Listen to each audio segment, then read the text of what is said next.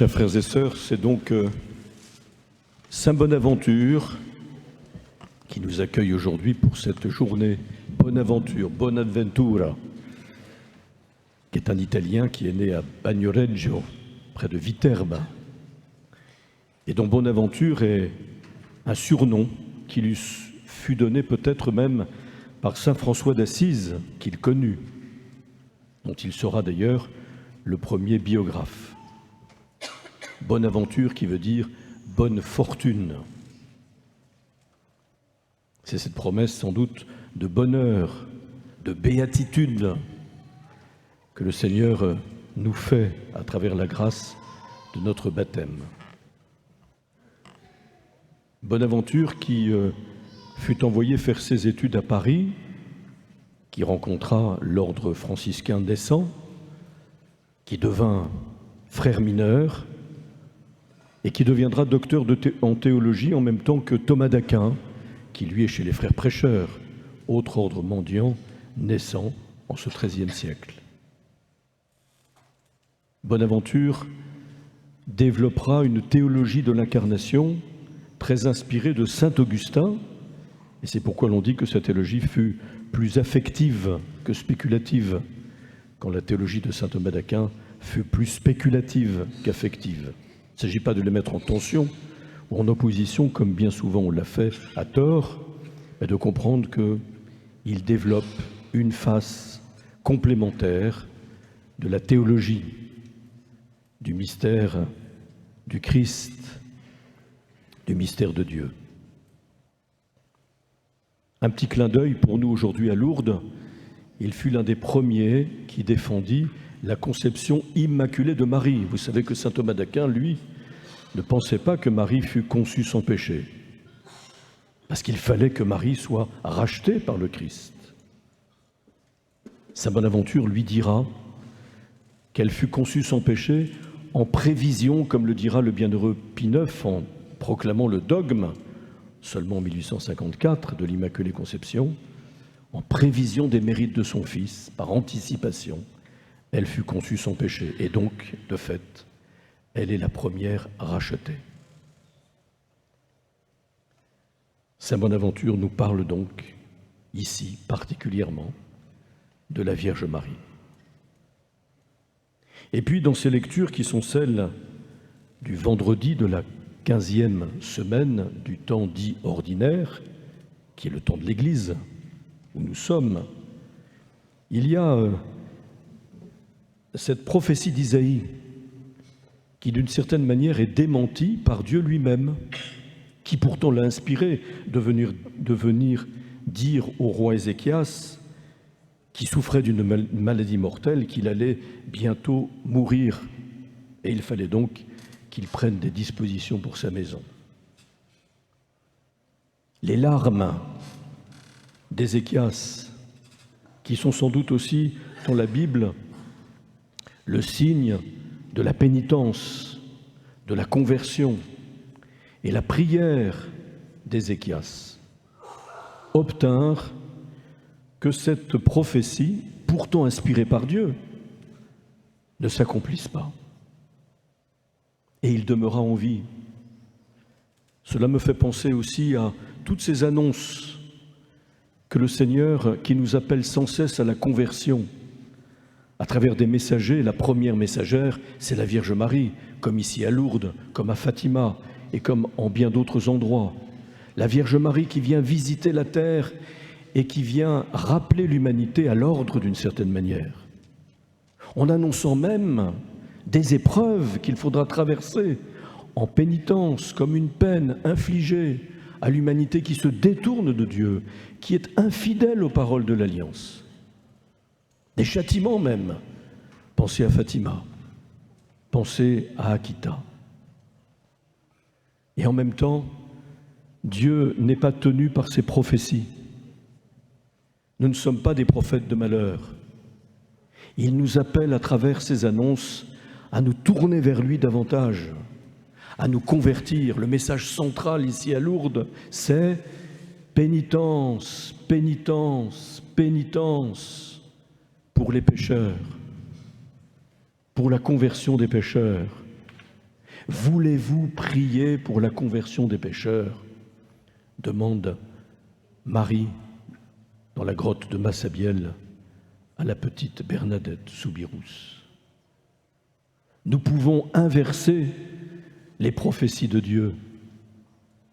Il peut nous inspirer de nous convertir, de revenir vers lui de tout notre cœur, de prier avec force larmes, comme Jésus sur la croix, qui dans un grand cri et des larmes a obtenu la rédemption du genre humain, qui s'en allait, comme dira saint Ignace de Loyola, vers l'enfer, dont Dieu peut nous préserver. Comme nous voulons demander ici à Lourdes particulièrement cette grâce de conversion pour l'Église, je veux dire, pour les membres de l'Église que nous sommes, car l'Église est sainte, elle n'a pas besoin de conversion, mais elle est composée de pécheurs qui ont besoin de réconciliation.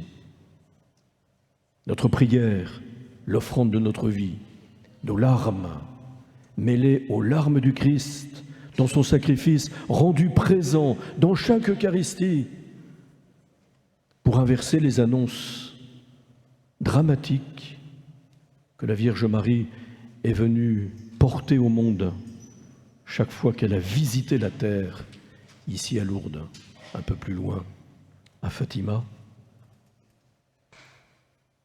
Lorsque la Vierge Marie dit à Bernadette, « Allez dire aux prêtres qu'on bâtisse ici une chapelle et qu'on y vienne en procession, allez dire aux prêtres. » Marie sait ce qu'il faut dire aux prêtres.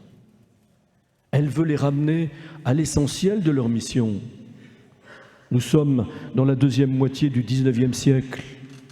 XIXe siècle qui, après les affres de la Révolution française, a connu certes un renouveau de ferveur, de vocation. C'est le temps de l'expansion missionnaire, de la France en particulier, dans le monde entier. C'est le temps de l'éclosion de quantité de congrégations religieuses, en particulier au service des plus petits et des plus pauvres. Nous sommes en pleine révolution industrielle, mais c'est le temps aussi où la foi s'étiole, où l'on cherche à réconcilier le monde avec les temps modernes, où l'on fait naître un catholicisme social qui pourrait s'écarter de l'Évangile. C'est le temps aussi où l'on connaît l'alliance entre le trône et l'autel, qui vont achever d'éloigner de l'Église les pauvres, les ouvriers en particulier, qui sont les laissés pour compte de cette révolution industrielle, même si l'Église fera tant pour subvenir à leur précarité. Alors, l'Église suscite dans le monde politique en France une haine féroce. Les républicains, les libéraux, poursuivent l'Église de leur haine qui aboutira sans doute à la loi de séparation des Églises et de l'État au début du XXe siècle. L'Église est mise à mal, elle est à l'épreuve, et la Vierge Marie apparaît à cette petite Bernadette, à la grotte de Massabielle, dans cette petite bourgade de rien du tout. Qu'est-ce qu'il peut sortir de bon de Lourdes, comme on disait déjà de Nazareth? Allez dire aux prêtres. Allez dire aux prêtres quoi? De faire une œuvre sociale pour venir en aide aux plus pauvres et aux plus déshérités? Non. Allez dire aux prêtres qu'on y construise une chapelle et qu'on y vienne en procession. Allez dire aux prêtres de revenir au cœur même de leur sacerdoce pour rendre présent Jésus dans son sacrifice, le seul qui peut sauver l'humanité aujourd'hui comme hier. Alors que l'Église peut être mise à mal aujourd'hui, que nous connaissons une sorte d'éclipse de la foi, que tout le monde proclame la mort de l'Église et l'on cherche par tous les moyens à le faire. Et on a beau jeu de trouver les scandales à l'intérieur de l'Église pour pouvoir mettre l'Église à terre. Mais Marie, d'où tout est reparti ici au XIXe siècle, vient nous dire, encore une fois, vous, fidèles laïcs, allez dire aux prêtres que Jésus doit être chez son Père, dans le temple, pour y offrir son sacrifice et nous permettre d'entrer dans sa Pâque. comme dit saint Bonaventure aujourd'hui dans un texte que nous lisons au Bréviaire.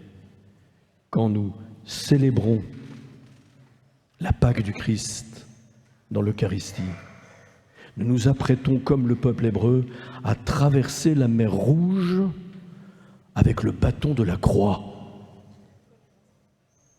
Jésus a planté sa croix dans le monde et dans l'histoire, et c'est par sa croix qu'il sauve l'humanité d'aujourd'hui. Voilà ce que Marie nous dit, principalement à Lourdes, à travers ce thème que nous déploierons toute cette année. Allez dire aux prêtres que l'on construise ici une chapelle pour qu'on y célèbre les saints mystères et que l'on y vienne en procession, parce que à travers cette procession, c'est l'image de notre pèlerinage sur la terre. L'Église poursuit son pèlerinage sur la terre, comme disait saint Augustin, entre les consolations de Dieu et les persécutions du monde, pour aller vers son terme, qui est une patrie meilleure, celle que Dieu nous a réservée. Dans cette procession, portons le monde entier, l'humanité d'aujourd'hui, l'humanité douloureuse, l'humanité souffrante, l'Église militante, l'humanité pécheresse. Pénitence, pénitence, pénitence pour les pécheurs. Voilà ce que nous voulons entendre. Et nous savons que Jésus lui-même a fait pénitence en prenant sur lui tous les péchés du monde, en détournant la colère légitime de Dieu pour l'humanité infidèle sur lui-même, car c'est dans sa propre chair et dans sa personne qu'il a tué la haine pour réconcilier les hommes avec Dieu et les réconcilier entre eux. Prions la Vierge Marie, particulièrement ici à Lourdes, pour l'humanité, pour l'Église, pour la France. Amen.